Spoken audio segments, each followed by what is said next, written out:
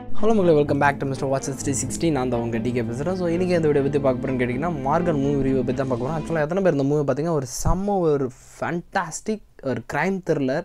But அதுக்கான story depth totally டிஃப்ரெண்ட்டாக கொடுத்து ஒரு மாதிரி பக்காவான ஒரு ஸ்க்ரீன் பிளேவில் அந்த மூவி கொடுத்துருந்தாங்க. எஸ், ஸோ விஜய் ஆண்டனி அவர் வந்து பக்காவாக அவருடைய ஆக்டிங் அப்படின்ற ஒரு விஷயத்தை தாண்டி ஸ்டோரின்றது இன்னும் தனியாக தூக்கி சாப்பிட்ருக்குன்னே சொல்லலாம். ஸோ ஒரு க்ரைம் த்ரில்லர், ஒரு பக்காவான ரைட்டிங்கில் வந்து ஒரு மூவின்னு சொல்லலாம். அந்த அளவுக்கான குவாலிட்டியில் அதனுடைய ரைட்டிங்கும் ஒரு கேரக்டர் டெவலப்மெண்ட்டும் அவ்வளோ சூப்பராக இருக்கும். அண்ட் இதில் வந்து இந்த மூவியில் வந்து நிறையா அந்த மித்தாலஜிக்கல் ரிலேட்டடான ஒரு சில விஷயங்களையும் கொண்டு போயிட்டு அதுக்கான அந்த ஒரு ஹைக்கையும் கொடுத்த ஒரு விஷயமா இருந்துச்சு. லைக் ஒரு சில இடத்துல வந்து இந்த தமிழ் அறிவு அப்படின்ற அந்த ஒரு கேரக்டருக்கான அந்த ஒரு டெப்த் ஆர்க்கே டோட்டலாக டிஃப்ரெண்ட்டாக இருக்கும். லைக் அந்த ஒரு பர்சனாலிட்டி தான் அந்த ஒரு கேஸே நெக்ஸ்ட்டு ஸ்டெப்புக்கு மூவ் ஆகிற மாதிரி இருக்கும். லைக் அது வந்து இந்த பேராநார்மல் ஸ்டேட்டை வச்சு ஒரு மாதிரி நல்லாவே ப்ளே பண்ணியிருந்தாங்க. அது சூப்பராக இருந்துச்சு.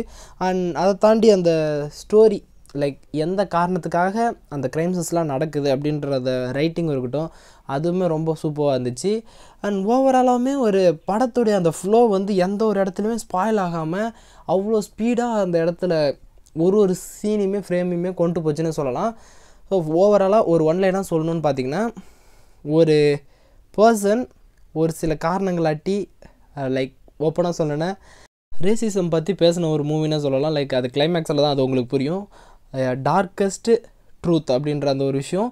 ஸோ அதாவது ரேசிசம் அப்படின்ற ஒரு விஷயத்தாட்டி பாதிக்கப்படுற ஒரு பர்சன், அந்த பர்சனாட்டி யாரெல்லாம் அந்த ரேசிசத்துக்குள்ளாக்கப்படுறாங்களோ, யாராட்டி ஆக்கப்படுறாங்களோ அவங்கள எல்லாரையும் க்ரைம் பண்ணுறாங்க. அப்படி கொலை செய்யும் பொழுது எப்படி பண்ணுறாங்கன்னு பார்த்திங்கன்னா, அந்த ஒரு கெமிக்கல் ஃபார்ம் இவங்க க்ரியேட் பண்ணி ட்ரக்ஸஸ்லாம் யூஸ் பண்ணி அந்த ஃபார்மை க்ரியேட் பண்ணி அது மூலயமா அந்த பர்சன்ஸை டார்க்காக மாற்றிட்டு கொலை பண்ணுறாங்க அப்படின்றது.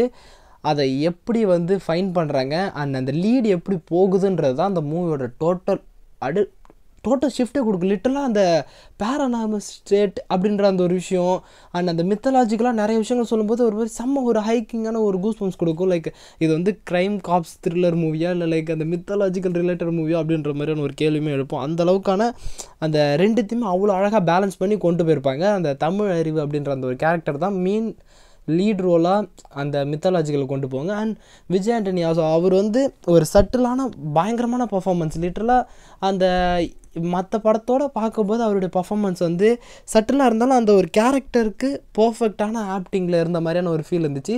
ஸோ ஒரு crime thriller movie and like அந்த ரேசிசம் அப்படின்ற ஒரு விஷயத்தை பற்றி பேசியிருக்கு அப்படின்ற ஒரு விஷயம் தெரியும்பொழுது இந்த மூவியோட டோட்டல் பர்ஸ்பெக்டிவ்மே சேஞ்ச் ஆகுது.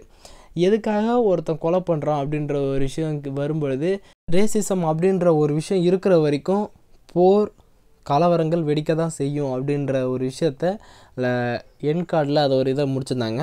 ஸோ ஒரு சோஷியல் நியூஸ் மூவியாகவும் இதை பர்ஸ்பெக்டிவில் எடுத்துக்கலாம். அண்ட் அதே லெவலில் ஒரு நல்ல ஒரு க்ரைம் மூவியாகவும் எடுத்துக்கலாம்.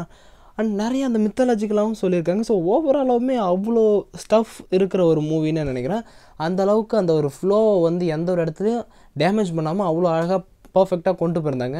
ஸோ லீடிங்குமே எண்டிங்குமே டக்குன்னு அப்படியே ஒரு மாதிரி கண்டுபிடிக்காமல் அந்த ஒரு இதோட அப்படியே கனெக்ட் பண்ணி கண்டுபிடிக்கும்போது அவ்வளோ சூப்பராக இருந்துச்சு.